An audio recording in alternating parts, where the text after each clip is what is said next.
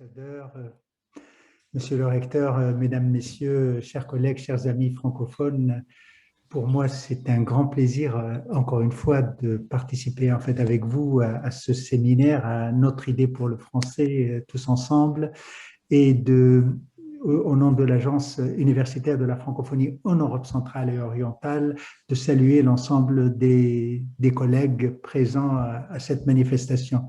J'aurai bien sûr le plaisir de partager avec vous quelques idées et quelques projets que nous menons dans cette belle région du monde.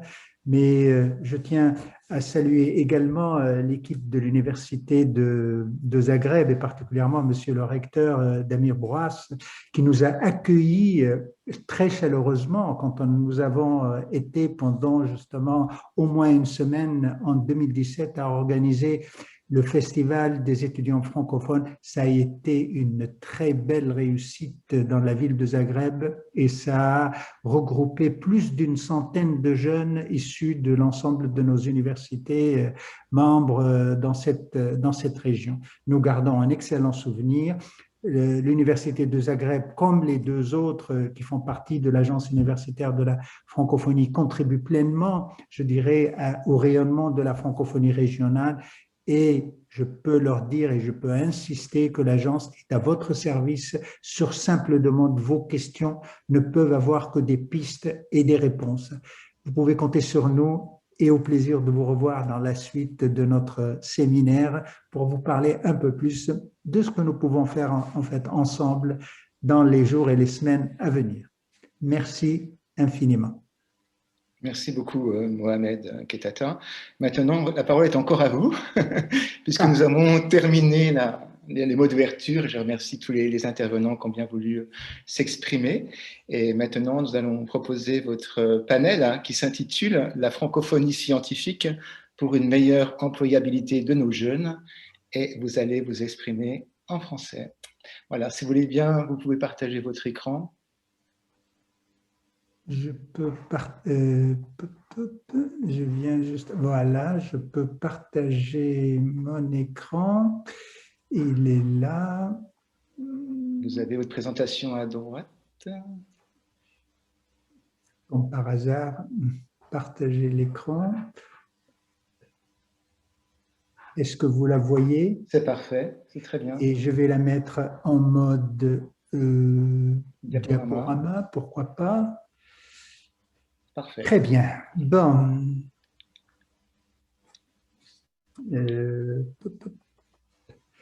Donc, d'abord, je vous remercie de m'avoir invité et de participer avec vous cet après-midi pour vous présenter les actions en fait, que mène l'agence dans cette belle région du monde. Et nous l'avons intitulé, disons, cette présentation comme étant la francophonie scientifique pour une meilleure employabilité de nos jeunes.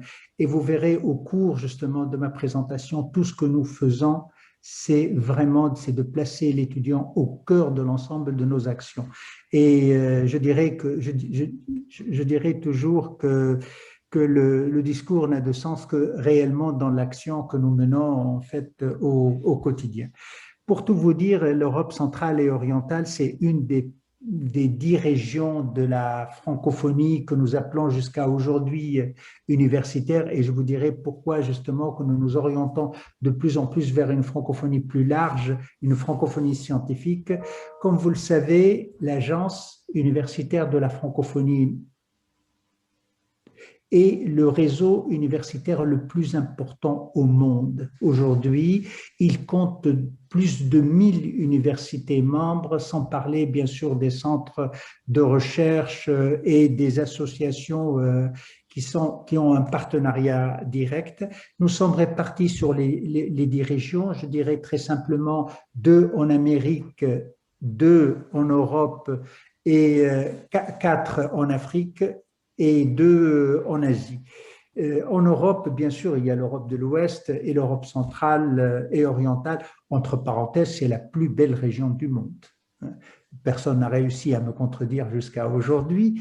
Pourquoi je vous dis ça? Parce que c'est pratiquement la seule région qui a choisi le français comme langue de partage. C'est une francophonie de choix et qui s'exprime justement, mais vraiment pleinement dans l'ensemble de nos pays. La deuxième chose, c'est la région la plus vaste, la plus large, le territoire le plus important de la francophonie par rapport aux autres régions, puisque nous couvrons dans cette région-là une trentaine de pays, et c'est très simple, notre répartition géographique. Si je peux me permettre de vous rappeler simplement, ou de vous rappeler peut-être des mauvais souvenirs, c'est tout simplement l'ancienne URSS aujourd'hui qui fait 15 pays indépendants, le Visegrad avec la Hongrie, la Pologne et la Tchéquie, la Slovaquie, puis l'ancienne Yougoslavie aujourd'hui qui fait 6 pays plus un, et les quatre, les quatre indépendants, c'est-à-dire l'Albanie, la Roumanie, la Bulgarie et la Turquie. Voilà un territoire où nous avons également dans cette région, je dirais, d'abord une francophonie de choix, d'abord une francophonie dynamique, rayonnante au quotidien, et nous avons aujourd'hui plus de 150 universités membres à travers ce réseau. C'est la deuxième région de l'AEF, après bien sûr l'Europe de l'Ouest, mais l'Europe de l'Ouest, elle fait 225 universités. Si vous enlevez la France avec ses 170 établissements membres, donc vous voyez qu'il ne reste pas beaucoup, mais ici au moins nous avons cette répartition-là.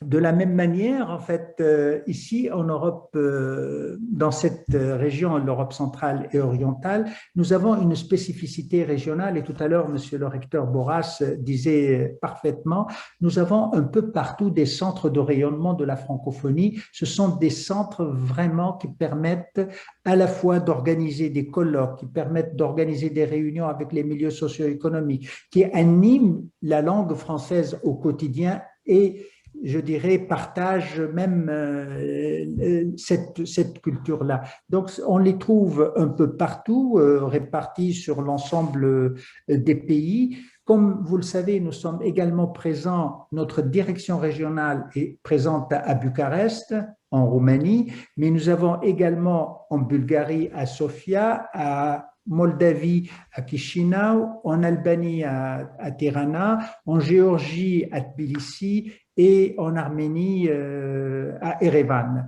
Et je dirais prochainement, nous allons être même encore, nous allons nous étendre encore sur d'autres pays.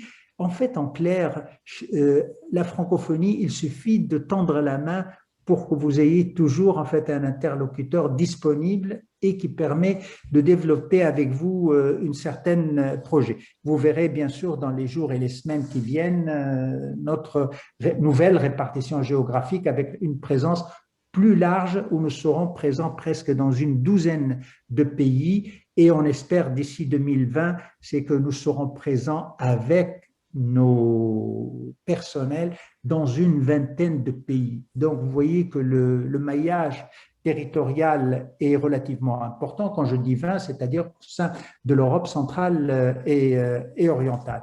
Là, vous avez juste quelques exemples en Roumanie, bien sûr. La Roumanie et la Moldavie, puisqu'ils parlent la même langue, qui est la langue roumaine, je dirais que c'est les deux pays les plus francophones de la région. Rien que la Roumanie, nous avons aujourd'hui 1 200 000 apprenants de français sur une population globale qui fait à peine 16 millions ou 17 millions d'habitants. Et sur la Moldavie, pratiquement la moitié des élèves, des étudiants scolarisés apprennent le français en fait à l'école. Donc vous voyez que le français, il a encore beaucoup d'avenir et je dirais, vous le savez très bien que c'est pas seulement en fait en Roumanie ou seulement dans cette région. Le français aujourd'hui, nous sommes à peu près 300 millions dans le monde qui parlent cette belle langue. Les études et les prévisions, les projections sur un avenir proche de 2050 donneraient justement à la langue française et à la francophonie, je dirais, presque le milliard de locuteurs. Attention aussi, attention aussi, c'est-à-dire pratiquement plus de 80% de nos locuteurs sont d'Afrique. Faut-il encore qu'on leur donne encore envie de continuer à parler cette belle langue, d'où l'importance de notre présence dans les 4 régions d'Afrique, nord, ouest, bien sûr l'Afrique centrale et l'Afrique du Sud. Pour commencer, pour vous dire que nos importants projets, nous avons de plusieurs sortes, en fait, nos projets. Des accords avec des gouvernements, comme ce que nous voyons sur la Roumanie, la Bulgarie, la Moldavie et l'Arménie, c'est d'accompagner les gouvernements dans leurs priorités avec une certaine convergence avec notre stratégie. Par exemple, sur la Roumanie, nous lançons en fait tous les ans un grand projet sur les centres de recherche, et c'est un projet international de collaboration de la recherche. Sur la Bulgarie également, sur des mobilités doctorales, sur la Moldavie, sur l'enseignement du français et accompagner même le pacte qui a été signé à Erevan lors du dernier sommet, de la même manière sur l'Arménie. Nous avons aussi une spécificité régionale également, ce programme qui s'appelle Eugène Ionescu. La Roumanie a reçu le sommet des chefs d'État et des gouvernements en 2006 et comme geste à la francophonie, elle a décidé d'investir dans l'excellence scientifique, d'inscrire sa francophonie dans le temps et d'accueillir, de réserver en fait un budget conséquent qui varie tous les ans, je dirais, entre 400 000 et 1 million d'euros, qu'il a confié à l'Agence universitaire de la francophonie en Europe centrale et orientale pour le gérer. Et l'objectif, c'est d'accueillir tous les ans, je dirais, une petite centaine de chercheurs du monde entier francophone, bien sûr, si possible de nos universités francophones, à nouer des relations et de les accueillir un minimum de 3 mois. Donc, c'est un projet très ambitieux.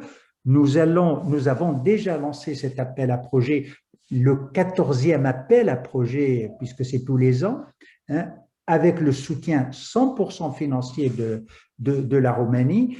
De la même manière, d'autres projets, l'agence contribue également, quand il y a une volonté des pays, à mener des grands projets, par exemple, comme, si je vous donne juste quelques exemples, un centre d'études et de recherche dans le domaine des sciences humaines et sociales, par exemple, installé à Bucarest. C'est un centre régional.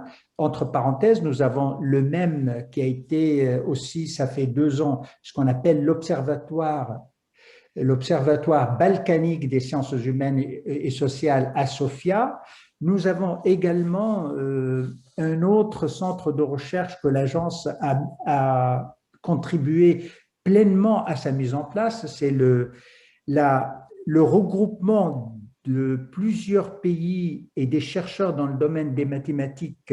Par exemple, il y a dans le CRFM, qui est un centre régional et de formation en mathématiques, qui regroupe aujourd'hui la Hongrie, la Roumanie, la Bulgarie, la Moldavie et encore 2 autres pays. Ce projet-là, nous l'avons bien sûr, quand nous avons constitué ce consortium, nous l'avons fait expertiser par le CNRS en France. Aujourd'hui même, il est labellisé comme étant un GDRI, un groupement de recherche international. Et d'autres exemples, si je prends le cas des Balkans, par exemple, un institut bilingue, institut balkanique, de l'innovation et des sciences, avec l'aide d'abord de Madame la ministre de l'Enseignement supérieur et de la recherche en France, et qui regroupe aujourd'hui le Monténégro, la Macédoine du Nord, la Bosnie-Herzégovine, et j'en oublie un 4e. De la même manière, encore une fois, le CR2I, c'est un centre de recherche et d'innovation et d'incubation qui permet aux jeunes étudiants de la région, il est installé à Istanbul, qui permet aux jeunes étudiants de la région de participer ou de faire un stage financé par l'Agence universitaire de la francophonie et qui leur permet de faire un stage en lien étroit avec les milieux socio-économiques. Deux grandes entreprises aujourd'hui contribuent pleinement dedans, c'est Renault Oyak en Turquie et le groupe Ertais. Donc, ce sont quelques exemples de projets. Je continue à vous citer, et tous ces projets-là, c'est sur les 4 dernières années, hein, et qui continuent encore et encore. Nous avons également des projets dans le cadre comment on appelle ça, le capacity building, qui s'appelle InnoLearn. C'est sur l'innovation de l'enseignement et l'enseignement à distance. Et Restart, qui permet justement spécifiquement pour la destinée pour la Moldavie, c'est pour accroître la capacité de la Moldavie dans le domaine de l'innovation et surtout de l'enseignement à distance à travers ce genre de programme. D'autres projets, tout ce que je suis en train de vous donner comme exemple, ce sont des projets à l'échelle régionale qui au moins fédèrent au moins 2 voire 3 pays. C'est la condition sine qua non justement pour que le projet soit suivi par l'agence. De la même manière, un projet qui s'appelle SAIN, c'est un projet sur la sécurité alimentaire, l'instruction et la nutrition. Nous avons remarqué qu'il y a dans cette région-là quelques difficultés dans ce domaine-là, et c'est un projet qui aujourd'hui fédère également 4 pays avec des équipes qui travaillent sur le projet. Le dernier que nous avons lancé l'année dernière, en fait, c'est-à-dire sur l'année 2020, c'est les changements climatiques.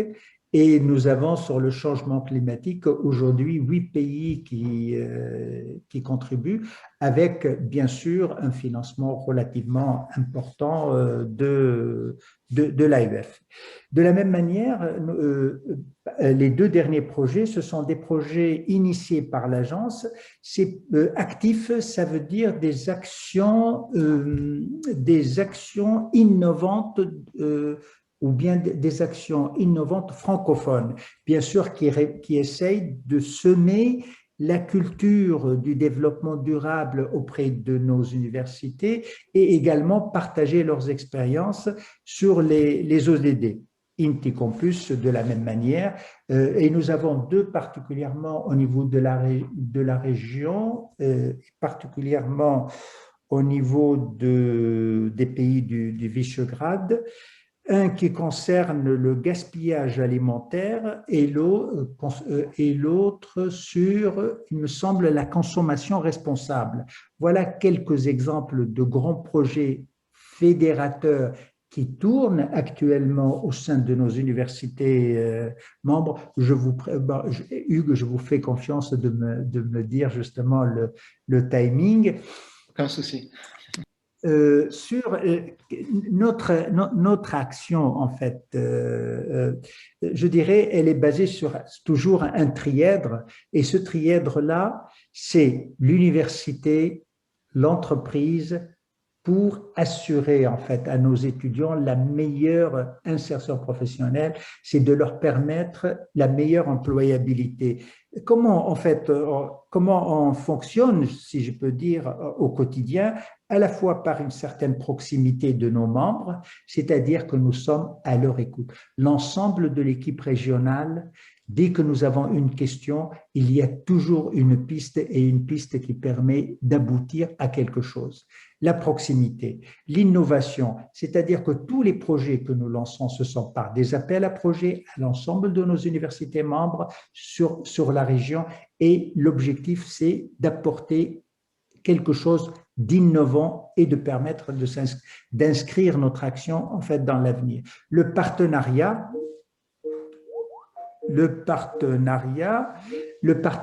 c'est bien sûr avec les milieux socio-économiques que nous souhaitons. C'est pas seulement que c'est un souhait, c'est une réalité, puisque tous nos projets aujourd'hui sont cofinancés à la fois l'AEF, les milieux socio-économiques et, si possible, une contribution modeste de nos universités. Je voulais maintenant insister sur le concret pour l'étudiant. D'abord, nous soutenons la formation professionnelle. Nous essayons de mettre en place des formations, je dirais, de type licence professionnelle, quel que soit, c'est pour permettre aux étudiants d'avoir un stage. Et ce stage-là, la plupart du temps, c'est un stage qui est soit un stage local, où c'est cofinancé entre l'AEF et l'entreprise locale, ou bien un stage à l'international, et le financement dans ce cas de l'AEF est quasiment à 100%. C'est-à-dire du moment où l'étudiant il sort de chez lui jusqu'au retour, et c'est un stage d'un minimum d'un mois, voire jusqu'à 3 mois, dans le cadre de sa formation. Nous mettons aussi tous les ans des postes de ce que je suis en train de vous dire, ce sont des appels aujourd'hui qui se trouvent sur notre site, qui sont publiés et que généralement c'est jusqu'à au moins fin mars pour que les universités, bien sûr, le candidatent ou bien les étudiants aussi, qu'ils puissent se candidater. Le lectorat francophone, nous mettons à la disposition de nos universités des postes de lecteurs. Nous attendons simplement des universités un cofinancement qui peut se traduire soit par l'attribution d'un logement, soit par l'attribution d'une partie du financement qui est alloué à nos jeunes. Nous avons au sein de la région une quarantaine aujourd'hui de lecteurs sur l'ensemble des pays, selon bien sûr les demandes qui sont faites par nos universités. J'ai parlé de l'insertion professionnelle puisque, encore une fois, notre objectif, c'est de faciliter à nos étudiants, et surtout quand le stage est une composante importante de la validation de son diplôme. Donc ça, c'est ce qu'on appelle l'insertion professionnelle. La formation et l'employabilité, je dirais, il me manque certainement un slide, concernant la recherche et l'innovation, nous avons 2 voire 3 appels à projets qui sont déjà lancés, 2 sont déjà lancés. Le premier, c'est comment accompagner nos centres de recherche, nos laboratoires de recherche au sein de cette région-là à travailler en réseau international, c'est-à-dire une université membre, un centre de recherche avec peut-être d'autres universités membres du même pays, mais c'est surtout avec d'autres universités d'autres pays. Les autres pays, c'est ouvert, ça peut faire le monde entier, le monde francophone. Donc ça, c'est le premier, c'est un financement sur des projets de recherche. Le deuxième, c'est la mobilité doctorale. C'est une innovation pour cette année. En fait, ce programme existait avant. Il a été interrompu, mais nous l'avons remis. C'est pour accompagner les jeunes doctorants à faire un stage post-doc ou bien tout simplement un stage doctoral dans un pays francophone. Et ce stage-là, c'est un financement minimal de 3 mois de recherche à l'extérieur de son pays, pour à la fois nouer des relations, à la fois une collaboration au niveau de la recherche et une certaine pérennité. Et en plus, souvent, ça lui permet d'avancer dans ses recherches. Le troisième volet dans cette partie-là, c'est-à-dire l'innovation. Plusieurs laboratoires, parfois, innovent. Ils veulent breveter quelque chose, une certaine invention. Donc, nous les accompagnons dans cette procédure-là jusqu'au brevet, ou bien nous les accompagnons, parfois, une idée farfelue, une idée innovante, à la mettre en place. Nous avons également, dans ce domaine de la gouvernance, nous accompagnons sur simple demande, soit par nos moyens, je dirais, parce qu'au sein de l'agence, nous avons un institut francophone pour la gouvernance universitaire, nous les accompagnons dans leurs projets, à la fois de mettre des procédures d'assurance qualité, de développer justement leur gouvernance et surtout, la crise pandémique nous a mis devant le fait accompli sur leur transformation numérique. Et nous avons accompagné plusieurs universités dans ce sens-là. Voilà un petit aperçu, je dirais, rapide de l'ensemble de nos actions.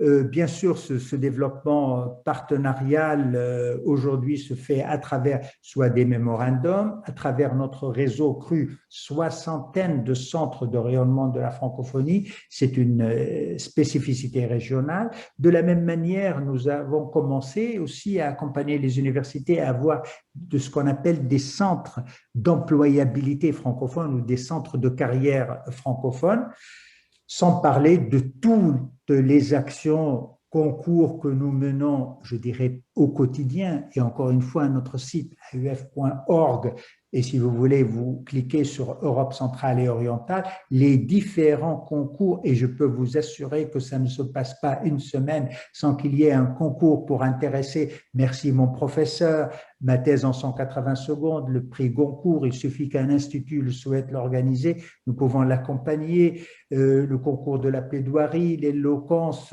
en Hongrie, le festival des étudiants francophones que la Croatie nous a accueillis très chaleureusement et il continue tous les ans. Après la Croatie, on a fait l'Arménie et en même temps que le sommet. Et après l'Arménie, on a fait la Bulgarie. Malheureusement, 2020 ne nous a pas permis de le faire. Mais ce qui est certain, cette année, malgré que la francophonie institutionnelle fête ses 50 ans, décalé d'un an, l'AEF va fêter ses 60 ans cet été, normalement lors de notre assemblée générale qui aura lieu à Bucarest et toutes nos universités membres seraient, espérons, présentes ou bien en format hybride. Je vous remercie infiniment pour votre écoute et je suis à votre disposition pour répondre en fait à vos questions. Merci Mohamed. Si vous avez des questions, peut-être que le plus simple, c'est de les poser dans le clavardage. Je parle québécois aujourd'hui. Donc, on pourrait peut-être voir s'il y a une question dans le chat ou dans le clavardage. Et en tout cas, merci beaucoup Mohamed pour cette présentation. Ça m'a rappelé des bons souvenirs, notamment le concours de plaidoirie. Absolument. Pour l'instant, je ne vois pas de questions.